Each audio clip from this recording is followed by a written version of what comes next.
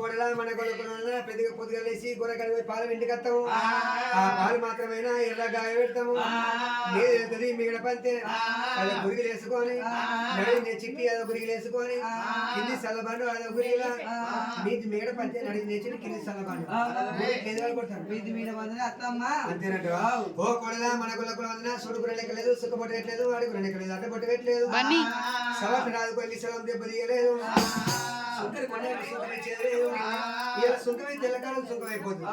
land కొన్నప్పుడు లక్కలు వేసి పురుగొంటి కొన్నాను మేకోలు వేసి అది చేతిలో బెల్లం పెట్టి మోసేది నాకు ఇచ్చిన విధం వేసి కనకారే పిల్లలు సలాం కలగాలి నేను ఎవడ వేను నెత్తికి రుమ్మాలు చెప్పకు గొంగడి